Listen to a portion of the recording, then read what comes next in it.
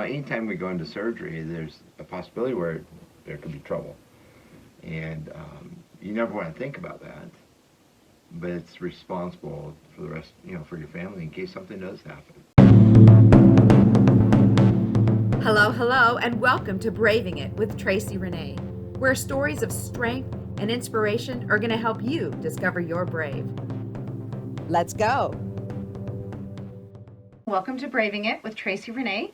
We're here today with part 2 of meeting with my husband, Brian.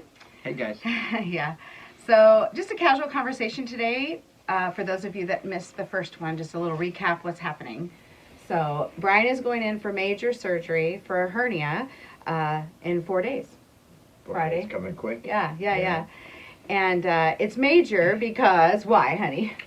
Well, 2/3 of my intestines are sticking outside my abdomen. Yeah. So we need to put all that stuff back in. Right. That's out. Yeah.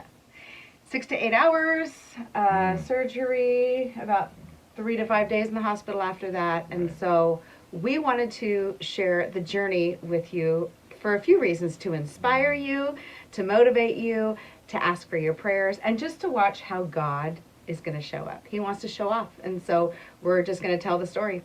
And yeah. So let's just start by, you've made some progress, Brian, since the last time we spoke. Yes, it's, was it last time when I was my full weight? No, not your full weight. It was, you'd lost 5 pounds since our wedding in September. Okay. And I've lost 30 since then. So a total of 35 pounds almost. Yeah. Since September.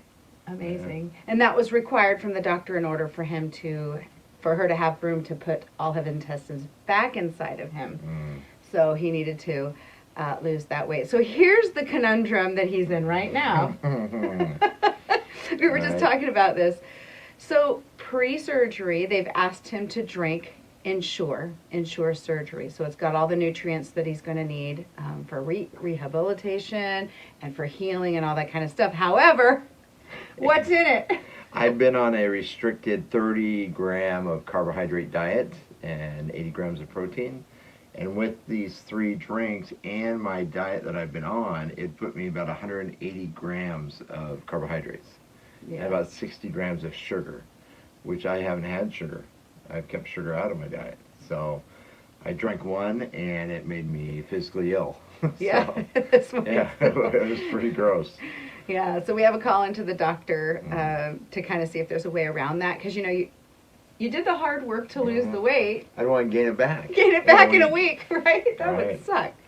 Yeah. So that's kind of a conundrum that he's in right now.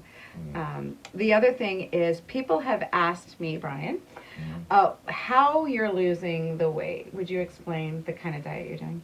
Yeah, it's basically a high protein diet, and it's not ruling out carbohydrates, but it's restricting them a little bit down to 30 grams, which still is carbohydrates. It's not a complete no carb diet. So I still have the energy, and it's just anytime you burn protein, and you have carbohydrates in your system, it burns what's in your system instead of what you're intaking.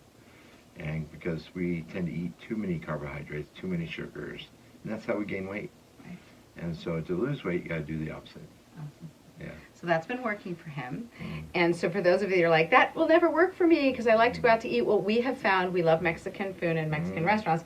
We have found if you order fajitas, Brian can eat everything on the skillet, all the good stuff, the vegetables and the steak and the chicken, and then I eat all the rice and beans. So we're having an issue there with, I want to share.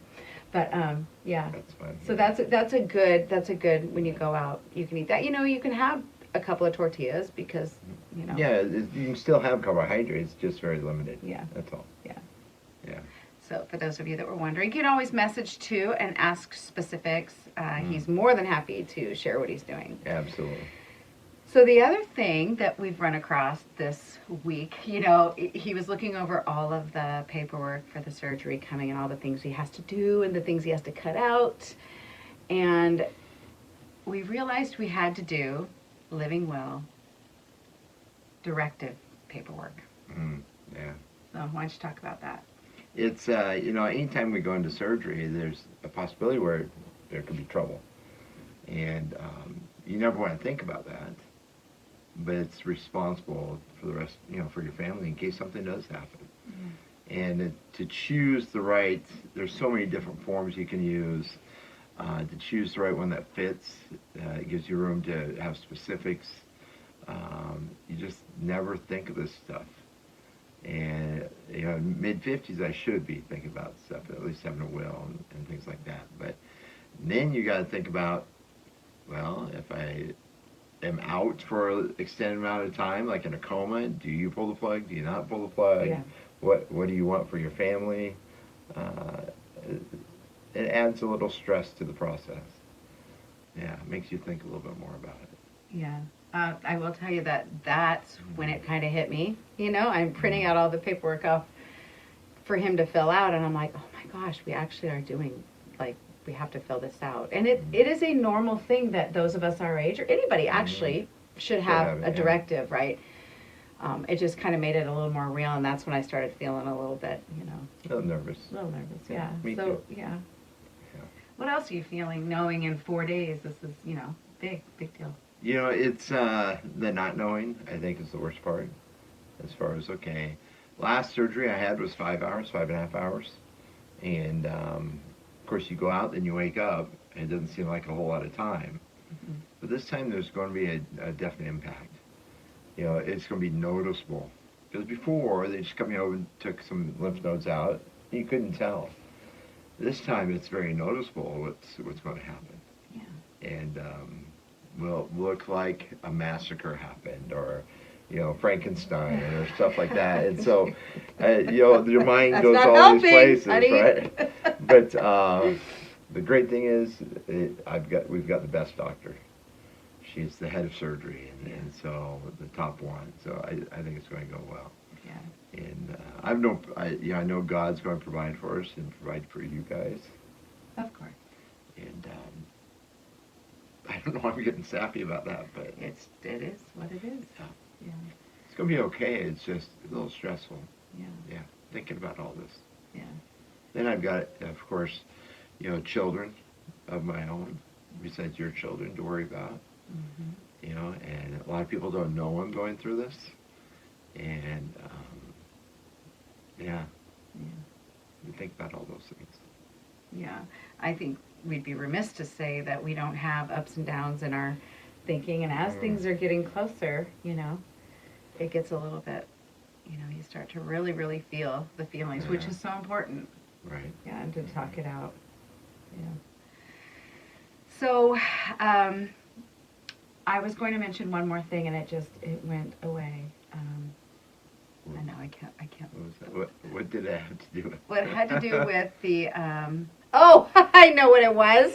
I can't believe I forgot this. So I'm going to be caring for him when he comes home. Oh, Thank God I have some sick time built up over being at my job for 10 years, and I have the time to care for him. But the doctor says I will be doing wound care. Wound care. Okay? So I don't do wound care. Well, I don't like that. I'm not a nurse for a reason. Mm-hmm. So as you're praying for Brian, pray for me too. It's going to be hard to see him in uncomfortable and in pain, much less having to care for the wound that I'm going to have to do. So, it's getting really real. Getting real. Yeah. But I am so excited. How are you feeling? I'm, there's nerves, but I want to get this done. Yeah. And so it's anticipation is being built up, as well as a little bit of nervousness and a little bit of reality, having to fill these forms out and have things all in order, with paperwork and everything else like that. Yeah. And making sure we get paid. That's a big deal. Is from the when you go on this type of leave for 3 months, the state FMLA programs, you can get unemployment. It's like unemployment, but mostly disability. Mm-hmm. And so making sure that's all in line before, so we don't have to worry about that. Yeah. Don't worry about a monthly or weekly paycheck. Yeah. So we can afford bills and pay our hospital bill and the whole bit. Yeah. Yeah. And he'll be out of work for at least 3 months. So this Friday, the 13th, at 7:30 is when his surgery starts. So I would appreciate all the prayers we could get, Absolutely. and we'll be in touch along the way. I'll be sharing the journey. So thanks, guys. Thanks for joining us. Thank you for tuning in to Braving It with me, Tracie Renee. My hope is that by hearing other stories of brave, it will help propel you forward into doing the same thing. If you've enjoyed this episode, I hope you will follow and subscribe. Until then, remember, brave begets brave. The more you step out in courage, the more courage you will find.